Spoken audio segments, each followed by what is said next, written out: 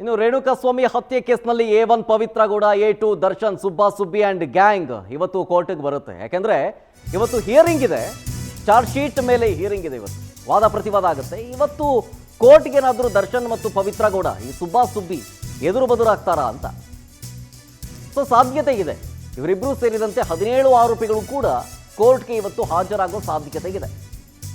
ಯಾಕೆಂದ್ರೆ ಕೋರ್ಟ್ನ ಅನುಮತಿಗಳನ್ನು ಪಡೆದು ಹೊರ ರಾಜ್ಯಗಳ ದೇವಸ್ಥಾನವನ್ನೆಲ್ಲ ಪವಿತ್ರ ಗೌಡ ಸುತ್ತಾಡಿದ್ರು. ಆಮೇಲೆ ಇದರ ಮೇನ್ ರುವಾರಿ ಕಿಲ್ಲಿಂಗ್ ಸ್ಟಾರ್ ಈ ಪ್ರಕರಣದ A2 Darshan alias D Boss Mysuru Bengaluru ಸುತ್ತಾಡ್ತಾ ಇದ್ದಾರೆ. ಇವತ್ತು ಮತ್ತೆ ಕೋರ್ಟ್ನಲ್ಲಿ ಸುಬ್ಬಾ ಸುಬ್ಬಿ ಮುಖಾಮುಖಿ ಆಗೋ ಸಾಧ್ಯತೆ ಇದೆ, ಬರಬಹುದು ಅಂತ. 57ನೇ CCH ಕೋರ್ಟ್ನಲ್ಲಿ ಹಾಜರಾಗಲಿಕ್ಕಿದ್ದಾರೆ ಈ ಆರೋಪಿಗಳು. ಇವತ್ತು ಹಿಯರಿಂಗ್ ಇದೆ. ಇವತ್ತು ಅಂದರೆ ಈ ಚಾರ್ಜ್ ಶೀಟ್ ಮೇಲೆ ವಾದ ಪ್ರತಿವಾದ ಜೊತೆಗೆ ಆರೋಪಿಗಳ ಇದರಲ್ಲಿ ಇನ್ವಾಲ್ವ್ಮೆಂಟ್ ಎಷ್ಟಿದೆ ಅನ್ನೋದ್ರ ಬಗ್ಗೆ ಕೆಲವೊಂದಿಷ್ಟು ಕೋರ್ಟ್ನ ಪ್ರೊಸೀಡಿಂಗ್ಸ್ ಇದ್ದಾವೆ. ಅದರ ಫಾಲೋ ಅಪ್ ಮುಖಾಂತರ ಇವತ್ತು 17 ಆರೋಪಿಗಳು ಬರುವಂತಹ ಸಾಧ್ಯತೆ ಇದೆ. ಆ ಮುಖಾಂತರ ಇವತ್ತು ಸುಬ್ಬಾ ಸುಬ್ಬಿ ಮತ್ತೆ ಇದು ಎರಡನೇ ಬಾರಿ ಅನ್ಸುತ್ತೆ ಅಲ್ಲ, ಎರಡನೇ ಬಾರಿ ಮೀಟ್ ಆಗ್ತಾರೆ.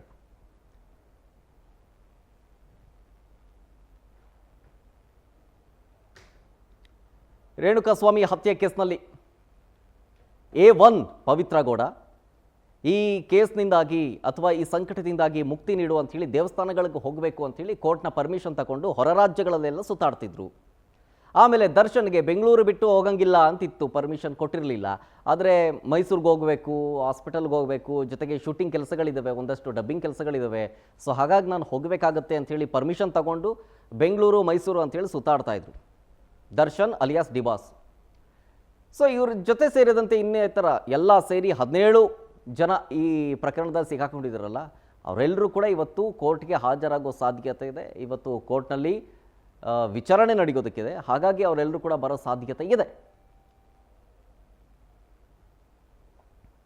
ಸೊ ಈ ಪ್ರಕರಣಕ್ಕೆ ಸಂಬಂಧಪಟ್ಟಂತೆ SPP ಪ್ರಸನ್ನಕುಮಾರ್ ಹಾಗೆಯೇ ದರ್ಶನ್ ಪರ್ ಹಿರಿಯ ವಕೀಲ CV ನಾಗೇಶ್ ಅವರು ವಾದ ಪ್ರತಿವಾದವನ್ನು ಮಾಡ್ತಾರೆ.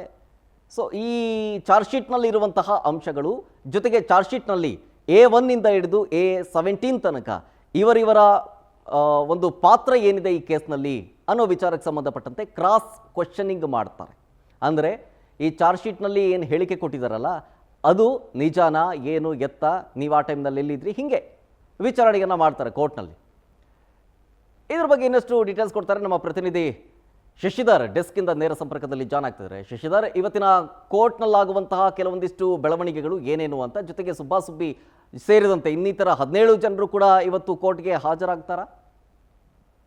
ಪ್ರಮುಖವಾಗಿ ಏನು ರೇಣುಕಾಸ್ವಾಮಿ ಕೊಲೆ ಪ್ರಕರಣದಲ್ಲಿ ಏನು 17 ಜನ ಆರೋಪಿಗಳಿದ್ದರು, ಆ ಒಂದು 17 ಜನರನ್ನು ಕೂಡ ಈಗ ಟ್ರಯಲ್ ಬೇಸ್ಡ್ ಕೂಡ ಈಗಾಗಲೇ ಕೋರ್ಟ್ನಲ್ಲಿ ಪ್ರಾರಂಭವಾಗಿದೆ.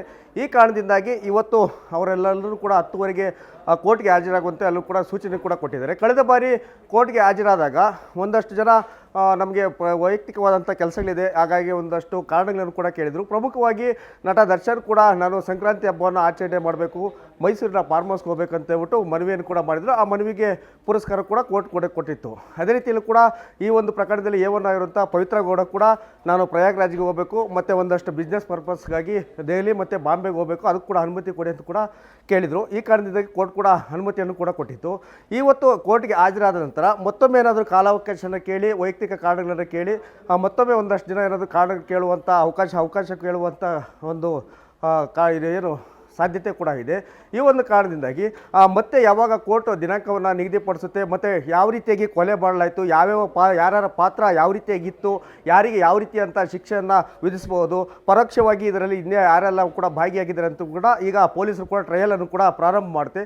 ಹೀಗಾಗಿ ನ್ಯಾಯಾಧೀಶರು ಯಾವ ರೀತಿಯಂಥ ತೀರ್ಮಾನ ತೆಗೆದುಕೊಳ್ತಾರೆ ಅಂತ ಕಾದು ನೋಡಬೇಕಿದೆ. Thank you Shashidhar, ಡೀಟೇಲ್ಸ್ಗಾಗಿ.